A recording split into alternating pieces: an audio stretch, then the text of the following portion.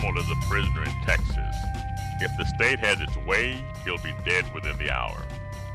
This is Execution Watch.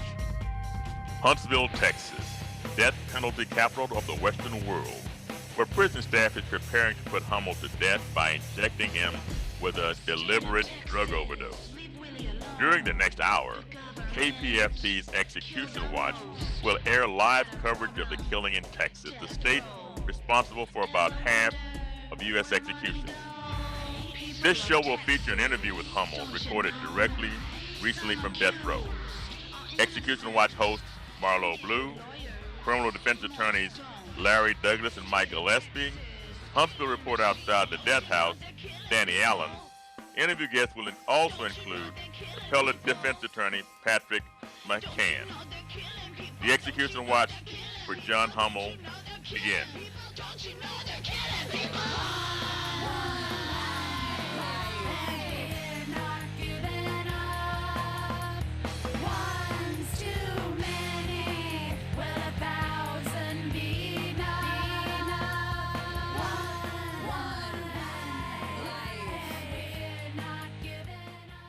Good evening.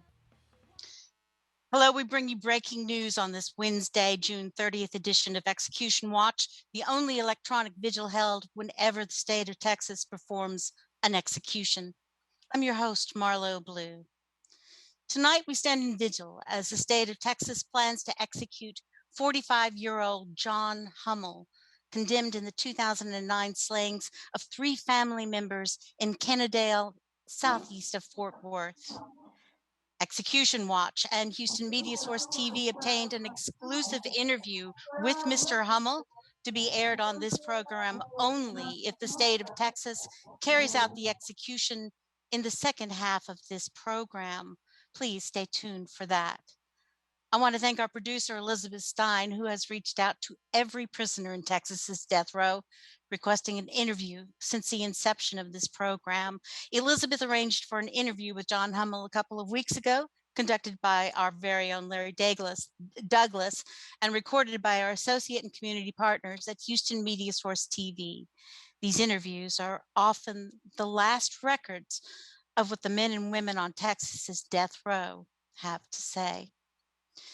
We do this to give the public a firsthand look at the person the prisoners have become and why the death penalty and maybe even life without parole is not the answer. Joining us in the studio, as it were, to put this case in perspective is our panel of experts, Larry B. Douglas and Mike Gillespie. Now, for those of you new to Execution Watch, this program is the first and only live electronic vigil providing firsthand reports of the Texas death machine in action. We appreciate those of you joining us internationally on the World Wide Web, and we join those of you who stand in vigil on the streets of Texas cities and beyond. Texas carries out its execution at the Walls Unit in Huntsville, Texas. Built in 1849, this is the only Confederate prison still standing and in use. Tonight, we go to our reporter outside of the death house in Huntsville, Danny Allen. Danny, thank you for joining us. Thank you for having me. Right now, the witnesses are crossing the street, and as everyone knows, that is a sign that the execution is moving forward. For those of you new to this, through the years, we know that right now John is prepared for the execution, and Miss Linda, his uncle Thomas, is walking up the stairs right now, along with the chaplains and the guards. Was there any other witnesses that we know of? No, I know I spoke with John and I asked him about his spiritual advisor, but if he was going to be there with him, and he started talking about something else. He really enjoyed his final meal. So he was telling me all about the chicken and the macaroni and cheese. And of course, I had to stop him with the macaroni and cheese because I love it. And yeah, so he was telling me he was really into his final meal. So I think that he was trying to occupy himself with other things. Of course. Well, during Clinton Jones's execution, there was no reported media present. And I believe that even during the execution, the activists standing where you are were told that Mr. Jones's lawyers were still in with Governor Abbott. Was that your experience? Well, that was my experience, and I remember we kept waiting and waiting and waiting, and then we saw the chaplains, ones that we are familiar with, Hmm. walk out on the walkway heading towards their vehicles, and I was like, wait a minute, because they are the ones that typically go inside. So Right. I asked, and well, we I think it was me and Gloria asking, and the lady said it's over. And I said, what do you mean it's over? Like, over in what context? Because that could mean anything. And Right. she just kept walking. She wouldn't tell us. So even she knew that there was an issue with what happened. So earlier today, there's one of the Miranda is protesting out here, and she asked me what you asked me. Do I think that this will happen in the future? Well, I think that if it happens again, TDC will find another excuse. Maybe they won't have this excuse that the people were new. Right. Yeah. And of course, So, even the people who were new in these positions have been with the TDCJ for a long time. So it, right. And it Diesel is not new. He's been in this position. He knew what was going on. So that's not acceptable, in my opinion. He knew the steps. He knew the policy and the procedure, and he knew what time it was. right. And knew that it was going on. It does seem to have been an intentional slight. I agree. Well, Danny, how many people are out there today? Well, right now we have about 3, 4, 5, 6, 7, 8, probably 12 people out here. And Not you as are many as we've had before. still a good number. Good to Yeah, have you very there. good. Thank you. And we Well, want to, again, if you're in the Houston and Huntsville area, we want people to come out, no matter what. I'm on a walker. Yeah, I have a brace, I have a broken pelvis, but I'm here. You can come out here no matter what. If you're against the death penalty and you want to see an end to it. and of course, here is right outside of the Walls unit at that first main entrance. Is that correct? That is correct. We are right smack on the intersection of 12th Street and Avenue I. Outside that brick wall. Yeah, that very red brick wall. Danny, thank you for reporting. I appreciate you. Would you please let us know when you see them come out? I sure will. I sure will. We've been speaking with Danny Allen. She's reporting for us from outside of the death chamber, what they call the Walls unit in Huntsville, Texas. Now let's bring in Larry Douglas and Mike Gillespie.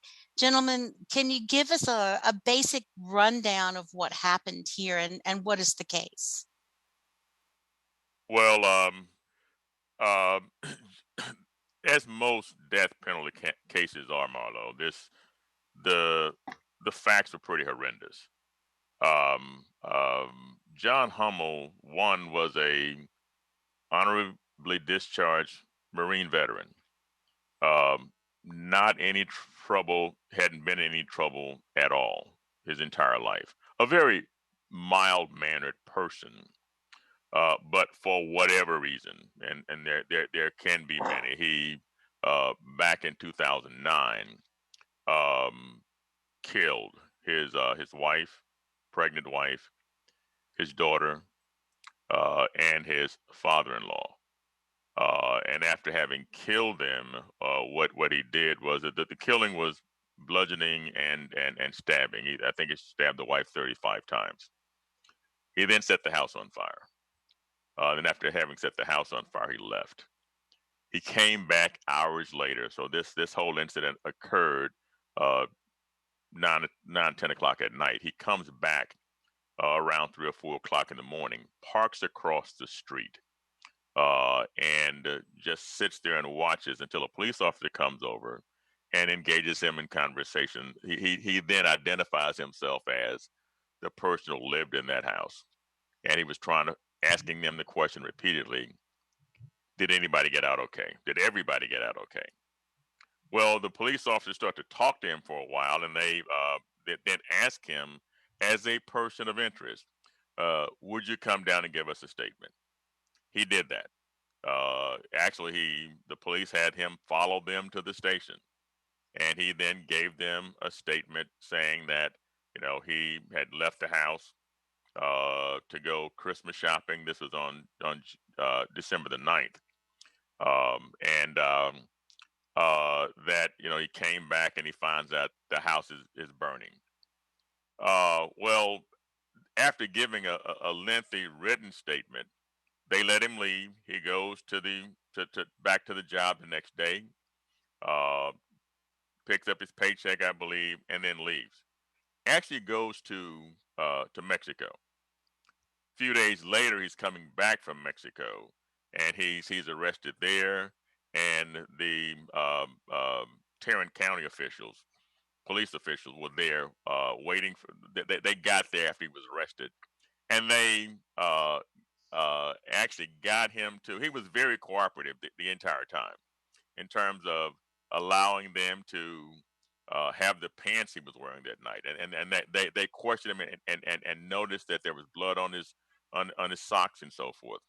Well, the next day, a couple of days later, when he's coming back from Tijuana, when he's arrested, he also allows them to go into his hotel room, and they collected a ton of evidence on him.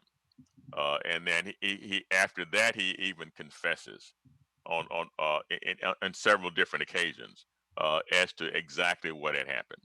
So at trial, the jury didn't take very long to find him guilty. The mitigation evidence, that is, in a capital case, the real, and especially a case like this, the real defense needs to be that of mitigation. And there just wasn't a whole lot of mitigating evidence provided to him, and particularly for him, particularly as it relates to the possibility of his.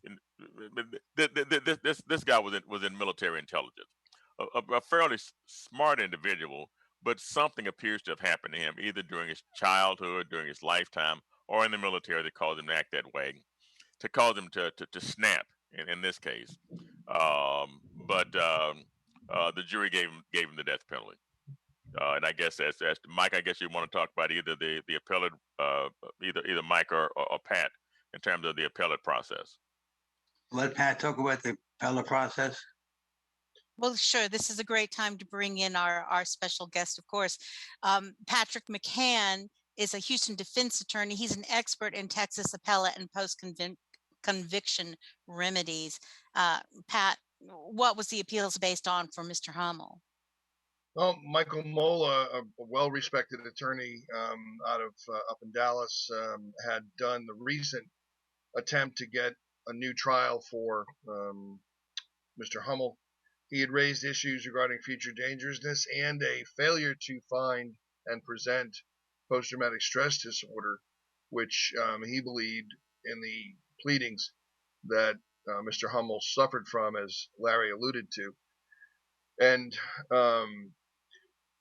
there's a case on point on that from the Supreme Court called Porter v. McCollum, where a veteran's background was not brought forward, and it had a great deal of mitigation, both in terms of positive service to his country, but also in terms of what the veteran had endured and seen, and unfortunately not gotten treatment for. And I happen to have worked with a number of veterans in some of the veteran courts in Texas, and I can tell you that, not trying to make any kind of connections between veterans and crime, simply saying that the stresses that build up if someone does have PTSD can often cascade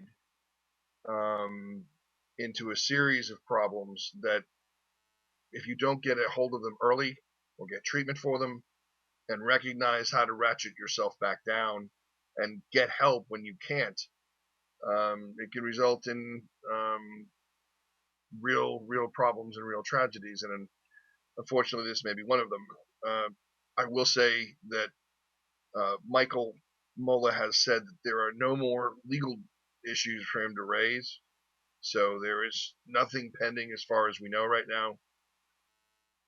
So I would not expect any last minute attempts that would come through to stop this. Michael's known as a fighter, so if he has exhausted every bit of good investigation he can do, then it's pretty much exhausted. The tough part on this is that the appellate process is designed to second guess lawyers. It's both on direct appeal and in habeas, where one gets to introduce new facts and bring in new issues, both on the state side and sometimes on the federal side. One is allowed to challenge the competency and the investigative efforts of the lawyers at trial. It's one of the difficult facts that trial lawyers accept as part of doing their duty. And in Texas, that is split between two different groups of lawyers. You have your direct appeal folks, and then under Texas law, either the Office of Capital and Forensic Writs takes the case, or if they are overloaded or turn down the case for some reason, then someone who is qualified to handle 11071 habeas writs takes it and runs with that. It is a daunting bit of work, and my hat's off to Mr. Mola for taking on the difficult task. I think that it appears that since the clemency was rejected and Michael has said that there will be no more efforts on this, that Mr. Hummel's appeals have been exhausted and he is headed towards execution tonight. As we said a little bit earlier while talking with our reporter from the Walls unit, Miss Danny, she basically said that the witnesses have already crossed the road, which is our usual signal to let us know that the execution is currently underway. We will, of course, continue to update that. And at last check, as you said, Pat, there were no appeals still going on.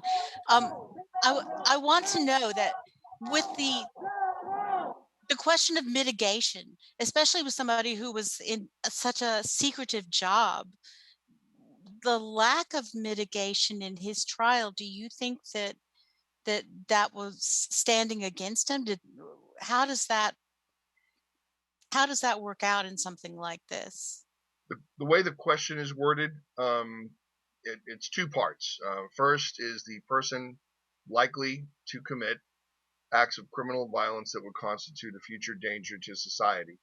That's the future danger question. The second is, given all the facts in both guilt and innocence and punishment, is there a sufficient mitigating circumstance to warrant a sentence other than death?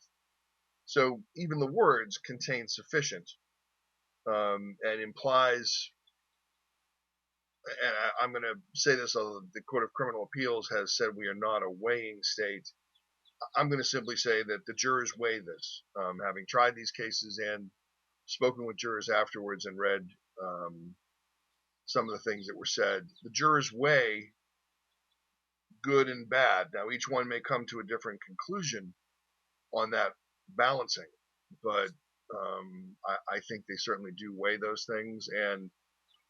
And what venue was this case actually tried? I mean, Kennedale's just a small little place. Was the trial actually there, or was it in Fort Worth? In Tarrant County, in Fort Worth, Tarrant County. a little bit more of a pool there to choose from, indeed. They have outstanding trial lawyers in that bar. The issue is always, we'd all like to think it's the trial lawyers or the appellate lawyers that get you there, but most times it's the facts, and the facts that one can find. Obviously, the state has marshaled the worst of those, but I think Larry's earlier allusion to the mitigation being the important thing in this case, I think that's true.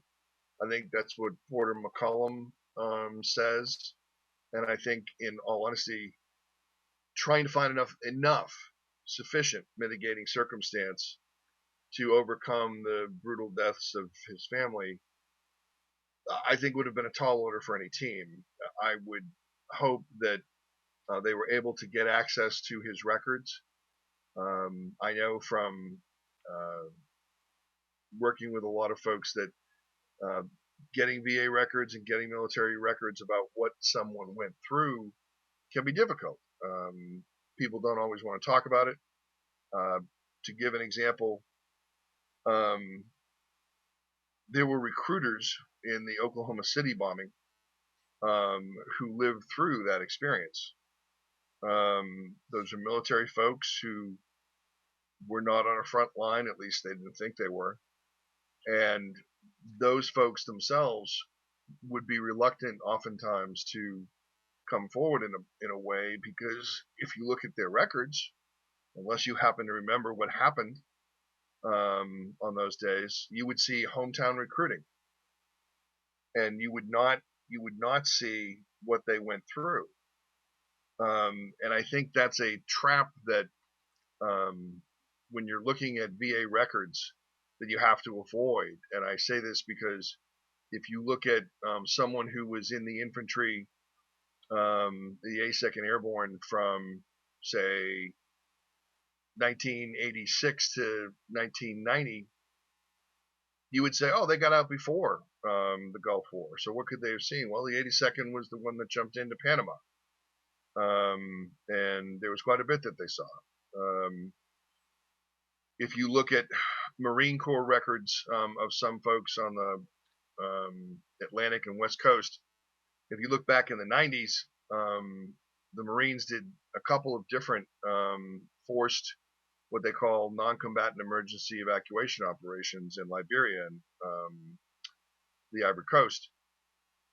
Those were places that were going through horrible civil war and disruption, and the folks that were there saw far worse in getting embassy staff out than many other people would have, simply because they were exposed to what the rebels were doing to the government troops and vice versa. So you've got to remember that because someone's in the military, but not necessarily in a time of obvious war, doesn't mean that they didn't have trauma in their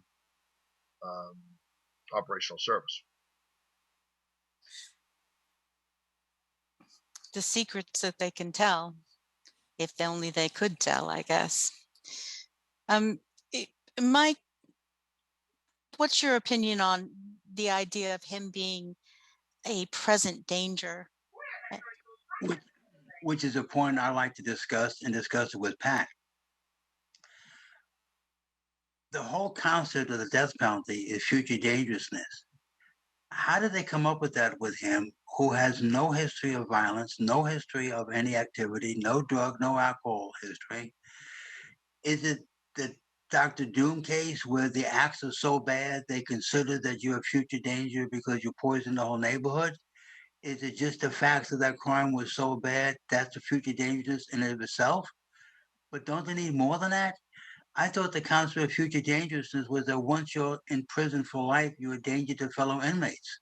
Is that not the way it's supposed to be? Or it's supposed to be that a jury can decide that what you did is so bad, we're going to kill you for it? Unfortunately, the last sentence you just stated, Mike, is what the actual legal standard is. Under a test called the Berry case, the Berry factors, past criminal history is certainly an indicator of potential future violence. The problem here is that you can base a sentence in a death penalty case just on the crime committed alone. And sadly for Mr. Hummel, this was brutal enough that I don't think people could get past it. And if he would snap and hurt people that close to him, most likely the jurors concluded that this person could not. But what if there was a moment of insanity? What if his whole life was such that this is not typical, and one day one thing happens and he flips, according with his military background? Now, I talked to him in Huntsville too, and what he told me now doesn't reflect in the record. The record claimed that he had a girlfriend. The record claims that his girlfriend broke up with him because he had a wife, and that's why he went and did this. But what he told me was that his wife had a 13-year-old niece or nephew, and she had always said that that was her nephew. He found out that day that that was her son or daughter from a prior relationship. That's what made him flip. That's what made him kill her. That's what made him kill everybody else. Could that be considered part of the military situation where he snapped? And if he did snap, is that really future dangerousness? PTSD has a series of episodes that can be considered and called flashbacks. It's actually entering a dissociative state where you can return to a time of crisis, where you may have been in combat or in a dangerous situation or something stressful. If they could have proved that that's what happened to him, then I think you could have had something to perhaps make that argument. That does not quite rise to an insanity defense, but it also is difficult to prove, and the burden on that would be for the defense lawyers at trial to prove that he was actually in that state. That's a high road. Does it make sense from a legal position that the question of execution should be how you act in prison, not how you act before you get to prison? I've argued that, but that's not what the legal standard is. The legal standard is that it's society, and society could include and should include, I believe, mostly prison. However, in fairness to others on the other side, the society in prison includes nonviolent offenders, chaplains, medical people like nurses, LVNs, and it also includes people who make deliveries, janitorial people. So it is not something that I think most people would have considered likely. I think you can make the argument that unless you can prove someone's an escape risk, that they would not be there. But keep in mind, in his early times, if I understood the facts correctly, he fled to Mexico. So saying that he would be a flight risk or an escape risk in this case does mean that there's a risk that anybody can get out. And you will hear that from state lawyers all the time. Gentlemen, we're moving on to 6:28 p.m. right now. Again, thank you all for joining us. We are listening to Pat McCann, to Larry Douglas, to Mike Gillespie, and to Danny Allen. And we are here in the electronic vigil for execution watch for the execution of John Hummel. And because the witnesses have crossed the road, because of all the other aspects that we believe the execution is being carried out at this time, we will be bringing you our special interview. Larry Douglas was in Huntsville to interview John Hummel. Larry, this was your very first interview from death row. How did the experience affect you? Well, Marlo, as you know, I've been participating in this broadcast for several years, but have never been assigned to go to the row and interview the inmate there. And so reviewing the facts of case, and I've practiced law for a lot of years, and I have been to various differing prison units. over that term of years, but nothing quite affected me. None of that experience, as much as going to the row for the first time and sitting there and having a discussion with a man who would likely be executed by the state of Texas. Didn't know what to expect, so everything was new to me. Just being at the row, and I didn't really even think about it until I got there. And then when we started the interview, to sit and talk to this man, he was such a calm natured person, very engaging. Um, um, it gave me an overwhelming sense of helplessness, because my feeling is, as a lawyer, you try to figure out that there's some kind of way that you can help your client. Now, he's not a client of mine by any stretch of imagination, but is there anything that we can do as a society to both for Hummel and for people who are victims of crime? My concern is, what should we as a country be doing? And those issues just overwhelmed me as I'm sitting there talking to him. And my thoughts were, is there something else that could be done procedurally? What's the most appropriate thing to do? And I couldn't come up with anything, and that left me with an overwhelming sense of hopelessness. It's a Uh, terrifying feeling, I know. it was such an eye opener that it's something that I'm not sure that I'll ever want to do on any of those again, but I know it has to be done. So it was something that I really had a hard time, but it still concerns me from time to time now, just thinking about sitting and talking to him. Well, now, as promised, we bring an exclusive, uncut, unedited interview with Mr. John Hummel. Tell us about growing up and so forth. Where are you from? Well, I was born in Arlington, Texas, but when I was 3, going on 4, we moved to South Carolina, and that's where I grew up. Okay. Tell about family, mom, dad. What's going on there? Let's see. My dad worked at he got a job at Kohler Company. They make, bathroom The fixtures. KOHLER. That Right. Kohler. Okay, yeah, I got Right. it. He was a kill operator. A what? Kill. Oh, where the they fire. where Okay, they bake yeah. the toilets and sinks and stuff to clean. Right. So we moved to South Carolina because he had gotten that job, and shortly after we moved there, we moved to a farm. He had met this dentist who had a farm Okay. as a little hobby. Had like 50 cows on it, and we'd sell them for beef or whatever. So we took care of the farm, fed the cows, mended fences and stuff like that. So, I grew up helping my dad do that. Great. Brothers, sisters? Yeah, I have an older sister. She's like 9.5 years older than me. Okay. And how are things growing up for you? Pretty good. I mean, no complaints. I mean, just typical hard-working American family. Great. And you, how were things for you? I mean, pretty happy? Oh yeah. I mean, I didn't want for much. I, got, lower middle class American family, Okay. pretty much. Tell me about school. School was okay. I had a little trouble when I was in the 4th grade because, let's see, my sister had moved out. She moved back to Texas.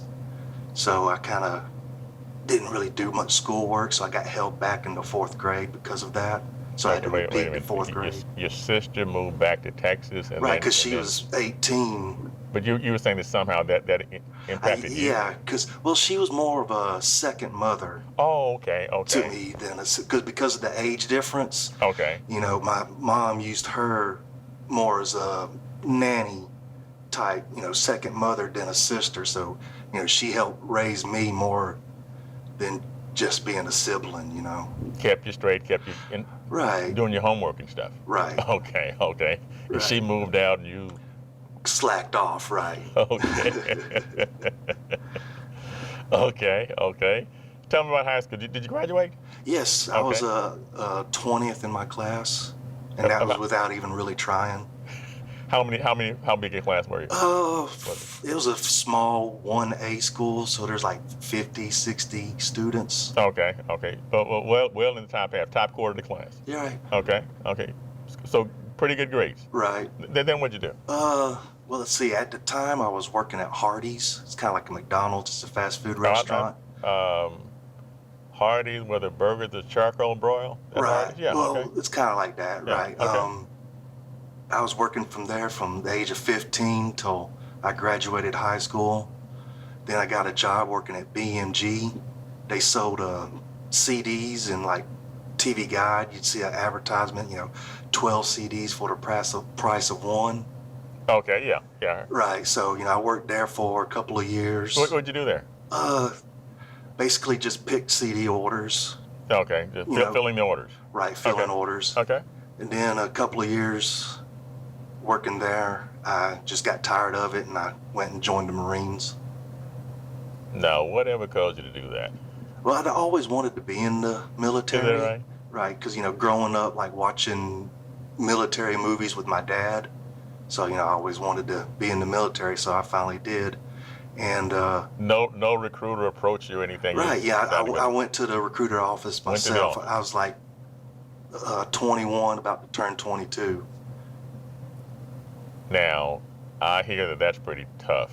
Oh, yeah, the Marines are the toughest because it's only a small percent of people that go through boot camp actually make it through boot camp. They've got the hardest boot camp in the military service. You made it through? Right. First time without, because sometimes if you, fail one aspect, like, the first month is like academic, knowledge and stuff. If you fail the test, you get held back to another platoon. And if you fail something 3 times, you get kicked out. So, like when I first went, we had like around 80 and 90 people in our platoon. So, going through the course of it, some people would get dropped because they had failed like the academic part or the rifle range part or the PFT. So, some people would get dropped to another platoon and then we'd pick up people who got dropped previously. So by the time we made it through to graduation, out of the 80 or 90 of us that started, only like 30 something of us was there from beginning to end. The other half of the platoon we picked up along the way. Okay, so you're saying that when you say people got dropped, they just got right, recycled back? Right, well, like for the academic or like for the rifle range, if you don't score high enough on the rifle range to make marksman, which is the lowest score you can make, you get held back, kind of like failing a grade in high school. So you get held back, everybody else goes on with their training, and you get picked up with another platoon who's just arriving to the rifle range part.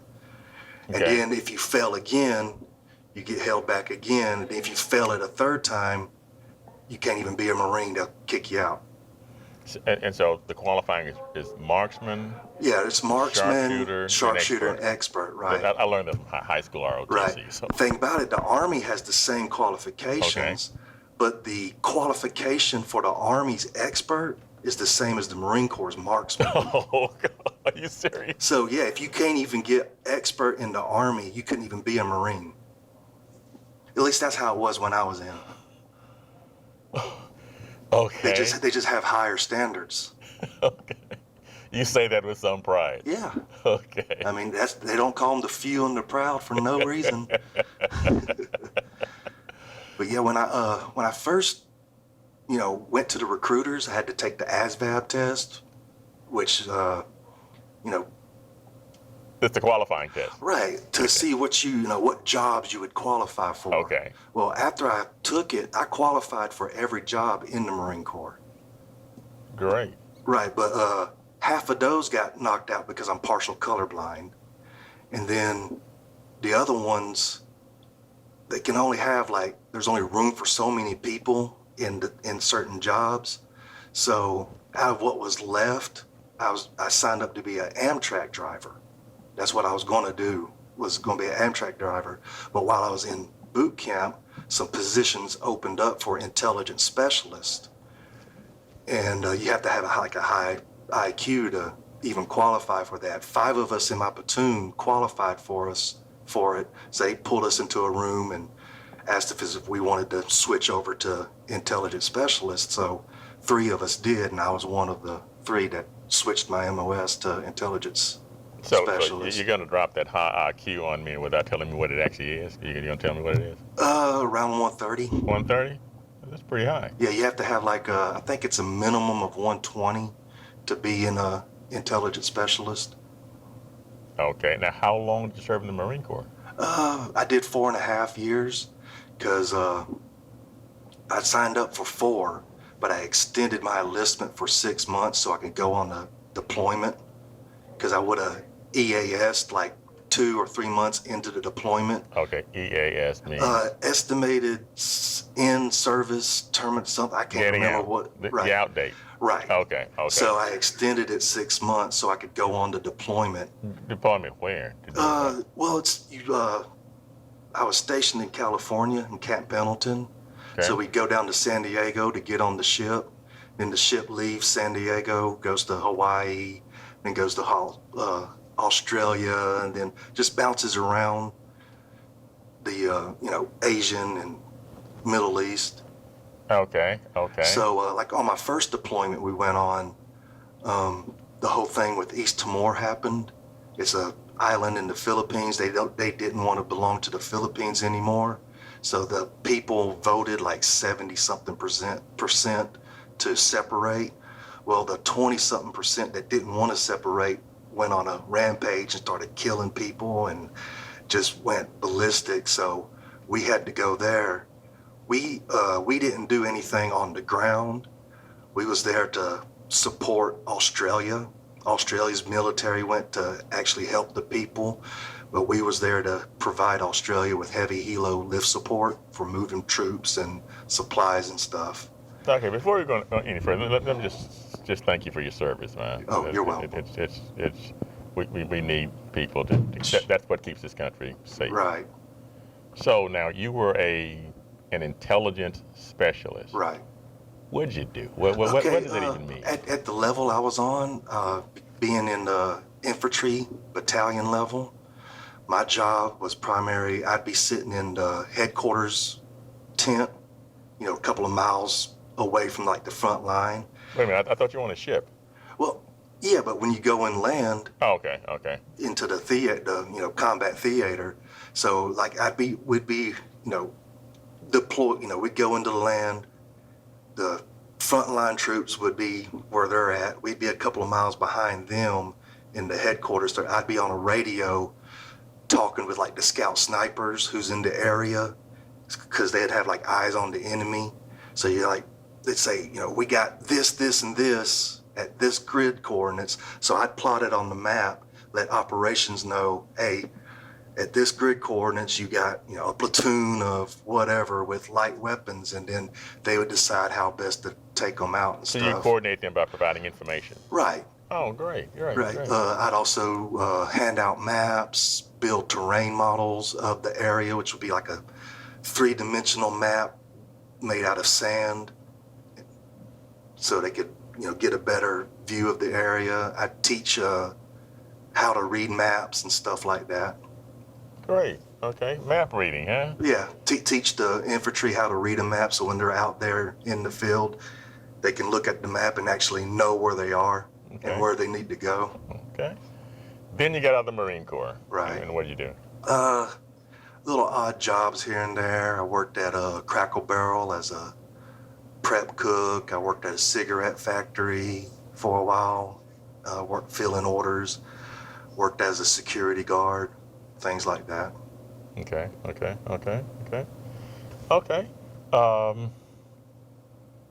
Is there anything at all that you'd like to talk to the public about the situation you're in right now?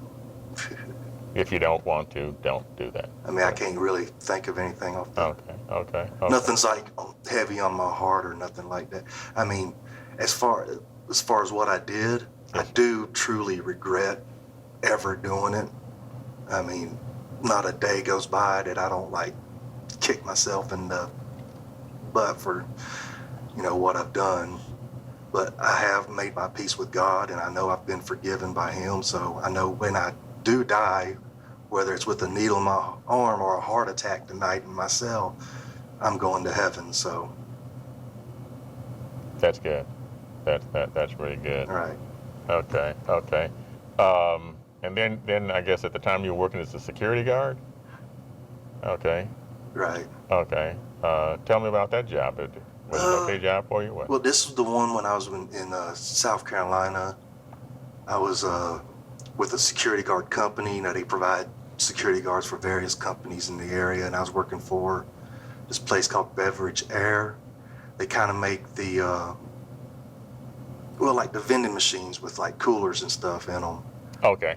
Right, they did that. So I was the third shift security guy, like be at the gate, but they didn't have a third shift, so there was no one there at the company at the time I was there but me.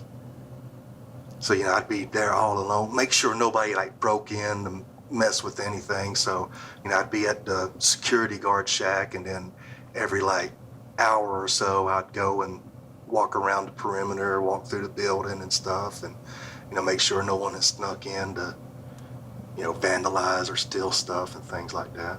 So it was the kind of facility that needed 24-hour security. Right. But at 8 of those hours, you say the third shift, nobody was there, no employees were there. Right, no employees were there. It was just me all by myself. But the facility did still need to have security. Right.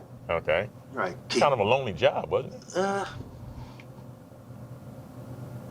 If you don't mind being alone. Oh, okay. And I take it you didn't mind. Right. Okay. You could always do a lot. I guess you were allowed to read and do other things. Yeah, reading, you know, I mean, you can't really do much because, you know, you got to keep watch. You know, you got security cameras and monitors to watch. Sometimes a truck driver might come in late at night to make a delivery, so you'd have to let him in and then let him back out the gate and stuff like that. So. Okay. So how long were you on that job? Well, I was working 2 jobs. I was working that job and working the security. At the cigarette factory at the same time. Doing what at the cigarette factory? Just filling orders. Actually, it was more of a cigarette warehouse than a factory. It was like a local brand for the area. Okay. It wasn't like a real big name brand. It was like a generic brand, and they sold like cigarettes to the convenience stores within like maybe a 60-mile radius of it or whatever.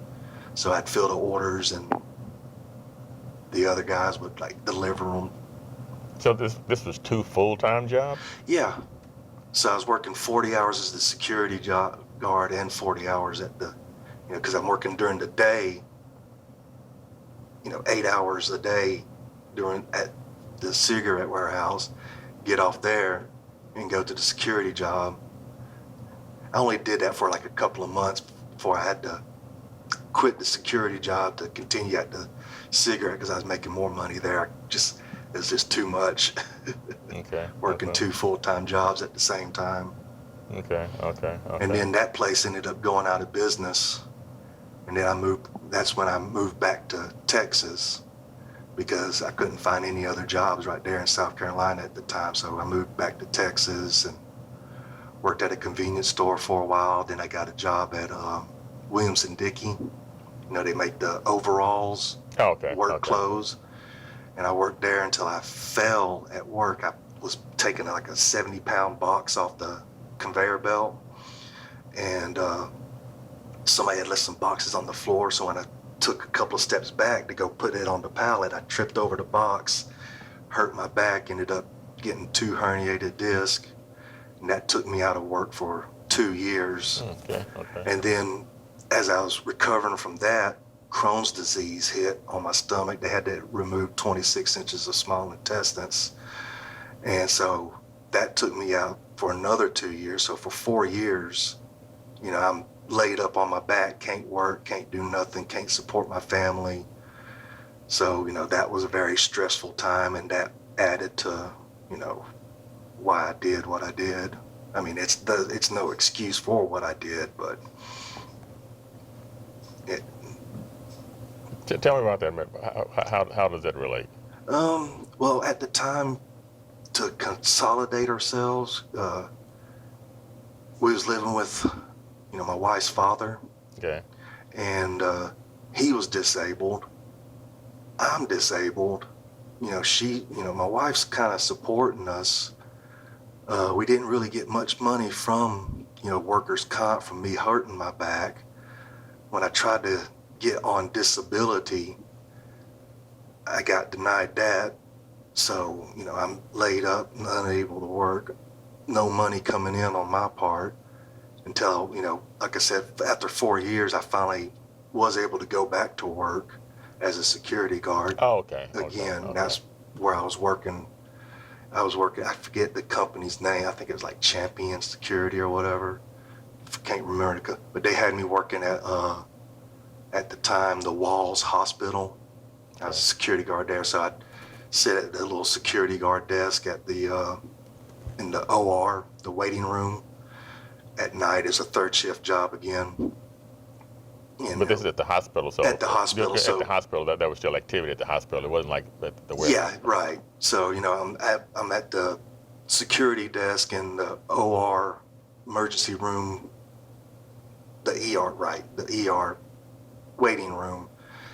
And it wasn't a real big hospital. It's just a little local hospital. But they got people coming in all hours of the night and day and stuff. And every hour I'd get up and walk through the parking lot, make sure no one's vandalizing cars, or walk through the hospital, make sure no one's trying to break into where they keep all the pills and stuff, and no one's trying to steal equipment and stuff. So your health you'd recovered pretty well by that time. Right. You're feeling pretty good. Enough to do a security guard job where you're basically sitting on your butt all night and get up every now and then and walk around. I mean, I was still limited because of my back and the Crohn's disease. I was still limited because can't lift anything over 50 pounds, can't stay on my feet for too long. But I was good enough to do a security guard job. Okay. Okay. Now you are familiar with the Execution Watch? Yeah, the show, right? Okay. We're gonna broadcast this. Hopefully we won't, but if we do, right? Is there anything that you'd like to just say to any of our listeners, coming from you? Anything at all? If they don't know Jesus Christ as their Lord and Savior, they really need to look into that. That's your message. Yeah, I mean, basically, do what I did. Don't just take other people's word for it. Pick up the Bible yourself and actually read it for yourself to see what it says instead of what other people says it says. Okay. And, do it with an open mind and an open heart and, see what happens. Okay.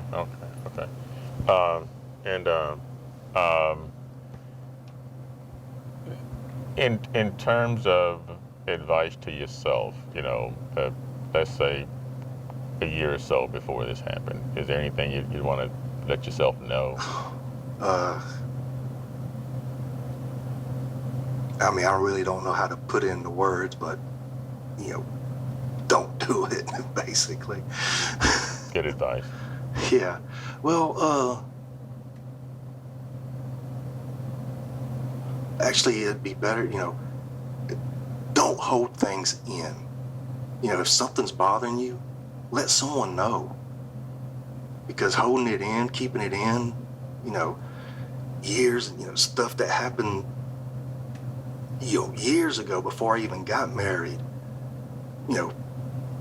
just holding it in, building, just building up, it's not good it's not good. And that's what happened to you. Right. Okay. And, instead of, talking it out with someone, whether it was my wife, sister, anybody, complete stranger, just, talk it out. You can't just hold stuff in. You gotta have an outlet. And if you don't have an outlet, that pressure's just going to build and build. And before you know it, you're sitting on death row.